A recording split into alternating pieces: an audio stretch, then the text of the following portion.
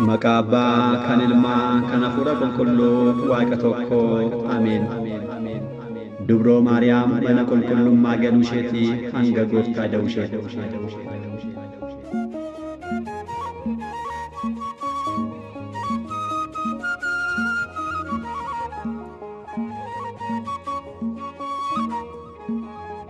Haati keenya qulqulleettiin Dubroo Maariyaam dhala wareegaa waan taateef waggaa 3 harma haadha isheedhaa mana warra isheetti erga jajjabaattee booda maatiin ishee kennaa adda addaa mana Waaqayyoof barbaachisu waliin waggaa 3ffaa isheetti mana Waaqayyoof galchan. Lubni yeroo sana ture lubni Zakkaariyaas dawwilii rukkutee uummata walitti qabuun dur mana kanaaf kan galu warqii, ixaanaa fi karbeedhaa arrammoo mucaa fidan mucittii kana maal nyaachisnee maal obaasnee guddisnaa jedhe. Haala kanaan soo jedhanii Waaqayyo nyaataaf dhugaatii samiirraa waliin ergamaa Faanu'eel gara mana qulqullummaa sanaatti erge.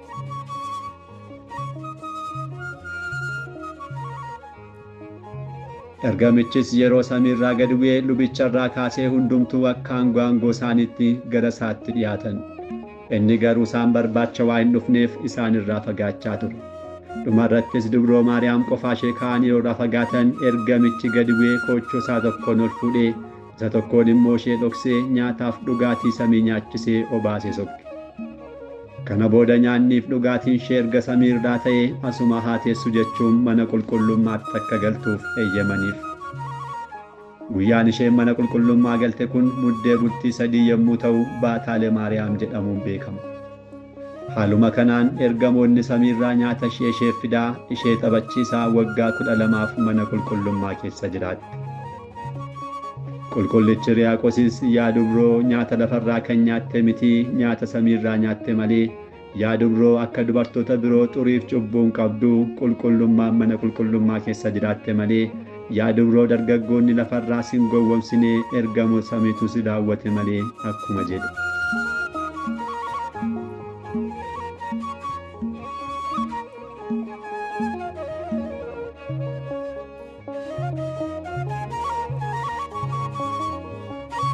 Egaan kan dhalate hundumtuu akkuma guddatu Dubroon Maariyaam haati keenyaa 1-2 jettee guddattee waggaa 15ffaa isheerra geesse. Waggaa 3 mana haadhaaf abbaa ishee waggaa 12 immoo mana qulqullummaa. Waggaa 12 mana qulqullummaa keessa erga jiraattee booda Yihuudoonni ishee irratti ka'uun mana qulqullummaa keenya jalaa xureessitii nuuf haa gadhiisu jechuun lubicha Zakkaariyaasitti himan. Lubichis yaada isaanii Dubroo Maariyaamitti yeroo himu Dubroon Maariyaam Waaqayyotti anaaf hin malee ani eenyuunan beekaa gara eenyuun deema jette. Lubichis Waaqayyoon kadhatee Waaqayyos jaarsolii gosa Yihuudaa haati warraa isaanii jalaa du'an irraa ulee isaanii walitti qabi. Kana boodas mana qulqullummaa galchuun kadhachaa bulii ani immoo mallattoo siifan agarsiisaa jedhe. Lubichi Zakkaariyaasis akkuma ajajame ulee maanguddoota baay'ee walitti qabuun mana qulqullummaa galchee kadhachaa bulee ganama ulee isaanii yoo gadi baasuun ulee maanguddicha Yoseef sanyii Daawit osoo hin dhaabaminii fi bishaan hin dhugiin lalistee firii godhachuun yaa Yoseef Dubroo Maariyaam ofitti fudhachuun sodaatiin kan jedhus irratti barreeffame argamte. Carraas buusanii Yoseefiif ba'e. Gugeenis mataa isaarra qubatte. Waaqayyo mallattoolee kana sodan agarsiisee Yoseef eegaa Dubroo Maariyaam akka ta'uuf filatamee gara mana isaatti ishee fudhate.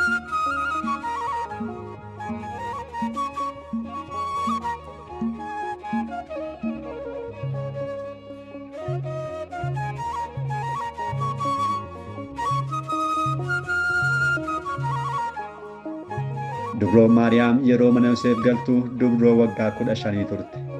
Umurii kanatti ture Waaqayyo ergamaa isaa qulqulluu Gabri'eel gara isheetti kan erge. Waa'ee ergaan gammachuu ergamaa Waaqayyoon isheetti himamu abboonni amantaa kanaan seenessu. Gaaf tokko haati keenya qulqulleettiin Dubroo Maariyaam bishaan waraabuudhaaf garaatti yeroo deemtu saree bishaan dheebottee naannoo sana dhaabattu agarte. Dubartoonni bishaan waraabbachuuf ishee dursanii bakka sana ga'an saree kanaaf bishaan kennuu dhiisanii achi ari'aa turan. Yeroo kana gara laafettii fi uumama hundumaaf kan yaaddu Dubroon maaloo sareen kun uumama Waaqayyoo miti maaliif isheef hin gadditan jechuun kophee ishee ofirraa baasuun bishaan itti naqxee saree kana obaaste. Dubartoonni kunis maaliif okkotee keerristaa bishaanichi yoo fagoodhaa akkamitti itti guuttattaa jedhan. Isheenis bishaan kan argamu gubbaarraa malee lafarraa miti, anaafuu maankoo naaf kenne yoo jettu okkoteen ishee guutee argame. Isaanis Waaqni samii dubrarraa ni hata kan jedhame sirraa dhalate jechuudhaan itti qoosan. Isaaniif yeroof qoosaa fakkaatu malee booda garuu Waaqni samii kun ishumarraa dhalate.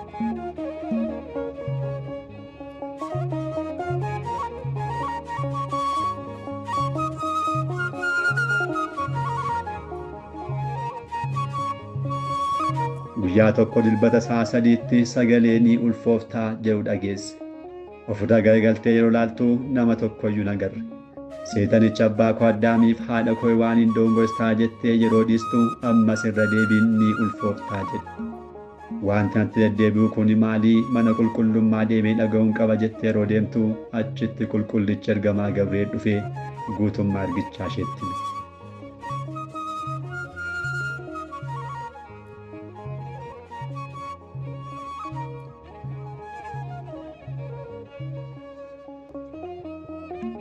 Ergamaan qulqulluu Gabri'eel yeroo adda addaatti gara namoota adda addaatti argamaa turedha. Keessumattuu jalqaba wangeela Lukaasitti kan argamu irratti haala addaan barreeffamee ni arganna. Zakkaariyaasis yeroo arguu ni na'ee sodaan isarra buufate. Ergamichis akkas jedhe: Zakkaariyaas hin sodaatin, kadhannaan kee siif dhagahameera. Wangeela Lukaas boqonnaa 1:12. Waa'ee dubroo Maariyaamiif yeroo barreeffamu immoo ergamichis gara isheetti seenee gammadi yaa gammadduu, kennaan kan guutamte Waaqayyo waliin jira akka jedhee fi isheenis yeroo agarteetti dubbii isaarraa kan ka'e naatee nageenya akkasii nageenya akkamiiti jechuu isheeti. Wangeela Lukaas boqonnaa 1:28 fi 29.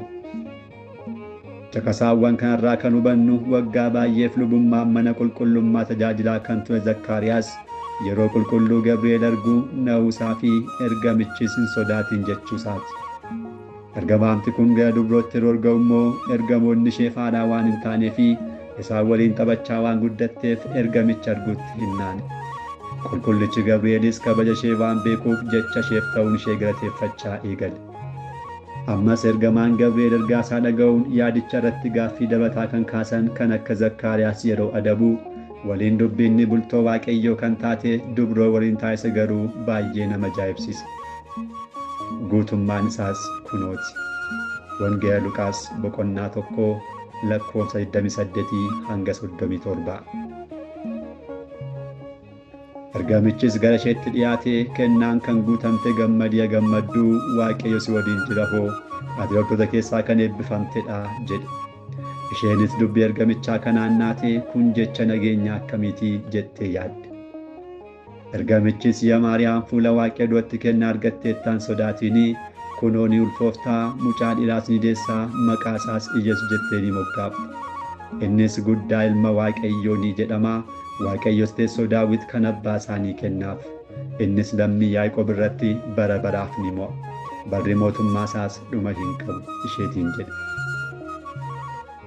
Dubroon Maariyaamis deebistee ani hoo dhiiran beekuu kun akkamitti naaf ta'a jechuun gaafatte. Ergamichis hafuurri qulqulluun sirra bulaa, humni Waaqayyoo si gorgaa, kan sirraa dhalatu kunis immoo qulqulluu ilma Waaqayyoo jedhama. Kunoo firri keessaa bees dhabduu jedhamaa kan turte erga dulloomtee mucaa dheeraa ulfoofteetti kunis ji'a 6 ta'eera. Waaqayyoof wanti dadhabamu hin jiru hoo jedhe. Dubroon Maariyaamis ergamichaan ani garbittiin Waaqayyoo kunootii akkuma jecha kee naaf haa ta'u jechuun deebiste. Ergamichis gara samiitti ol ba'e. Yeruma kana ilmi Waaqayyoo foon isheerraa foon, lubbuu isheerraa lubbuu fudhatee nama ta'e. Kunis kan raawwate ji'a Bitootessaa gaafa guyyaa 29ffaa guyyaa sanbata kiristaanaa ganama keessaa sa'a 3tti.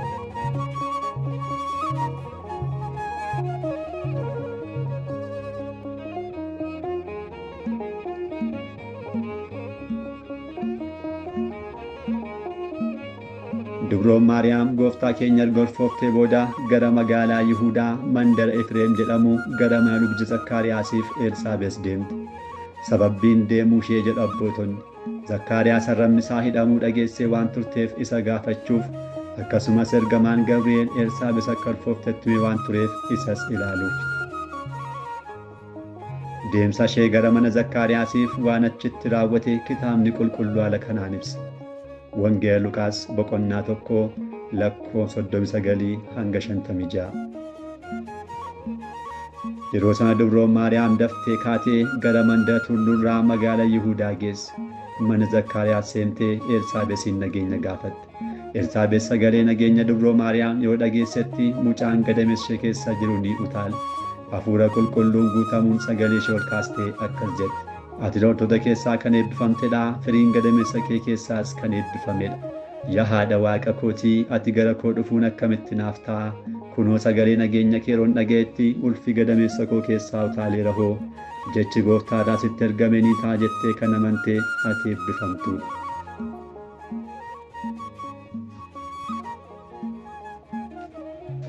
Ergamaa Gabri'eelii fi maanguddoo kan taate Elsaabeesiin kan galateeffamte Dubroon akkas jette. Lubbuun koo Waaqayyoon guddaa galateeffatti, hafuurri koos Waaqayyo kootti ni gammaddi. Salphina garbittii isaa argeera hoo, kunoo har'aa jalqabee dhaloonni hundumtuu eebbifamtuu naan jedhu. Jabaa kan ta'e nanaaf waan gaarii naaf raawwateera hoo, maqaan isaas qulqulluudha. Dhiifamni isaas warreen sodaatan irratti baraa hanga baraatti ni jiraata. Irree isaatiin humna taasiseera. Akka yaada garaa isaaniittis warra tuulan isaan bittinneessa. Warra jabootas teessoo isaaniirraa isaan salphise. Warra beela'anis arjummaa isaatiin qubsee sooressootas harkuun hambise. Dhiifama isaa akka yaadatuuf Israa'el garbisaa sifatee abbootii keenya Abrahaamiif sanyii isaaf hanga bara baraatti akkuma dubbate.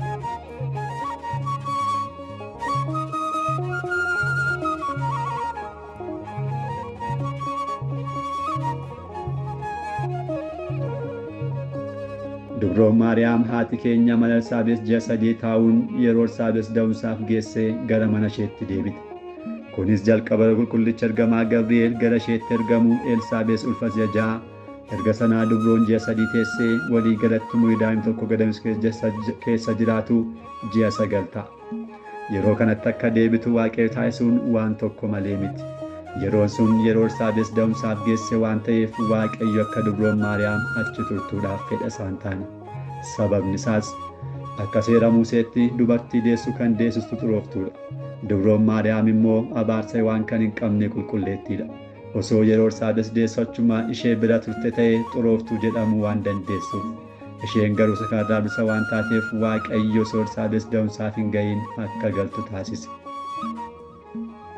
Tokkos arrabni lubicha Zakkaariyaas dursee hidhamee ture. Yeroo Elsaabees deessu immoo arrabni isaa akka hiikamu arraba isaa kan ergamichi qulqulluu Gabri'eel dubbatee ture. Osoo Dubroon achi jirtu arrabni isaa yoo hiikame raajii kana gooftaa keenyatu garaa Dubroo keessa taa'uudhaan raawwate jedhanii hin dinqisiifatan turan. Amma garuu raajii uumama Waaqayyoodhaan raawwatame waan ta'eef dinqisiifatameera. Raajiin tokko kan baay'ee nama dinqisiisu yoo karaa uumamaa raawwatame waan ta'eef. Kana booda haati keenya qulqulleettiin Dubroo Maariyaam mana Elsaabees erga deebitee bakkuma ishee duraa mana Yoosef jiraachuu jalqabde.